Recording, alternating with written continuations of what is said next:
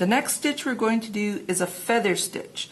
Now this one is working both sides of our line. Sometimes if you're feeling uncomfortable, draw in an extra line to each side. I usually go anywhere from 1/4 to 1/8 of an inch. Again, I'm going to use 1/8 of an inch this time. So just chalk your lines in ever so lightly. And these are just going to be guidelines. Once you get practiced at doing this, remember, it's just going to fall into place and you'll know just by feel how to have everything laying there. So let's get my lines in. Whoa, whoa, whoa, whoa.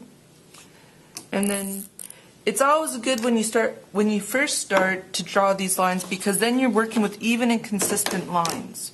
So what we're going to do is we're going to work from one side to the other. So coming out at that point, what I'm going to do is go to this side of the line, put my needle in, direct it down towards the center line. So come out on the center line, and we're creating a little hook. So when you think about these, think about little J hooks. Don't pull them so tight that they point. That doesn't really look attractive. You want to keep them looking like little J hooks. So sort of like that. All right. Then we go to the other side. I go directly across. That's just my personal preference. You could go a little lower, a little higher, but I go directly across. Go in, go towards your center again. Oops, let's get it on the center. The one thing I do try to do is keep this distance, though, from here to here equal as I go down. So push it. The thread sits under the needle. Pull. Make your little J. So you can see how we're making little hooks. They look like little hooks as we're going down. And then I just flip mine back and forth for it's easier for me to work that way. So across.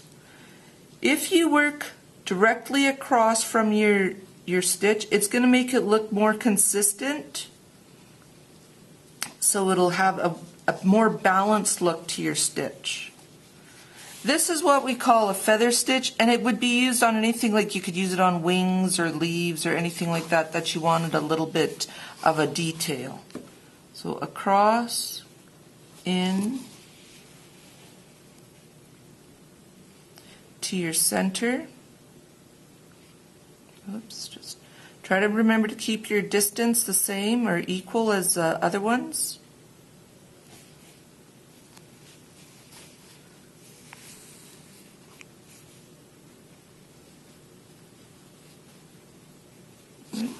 And there you go.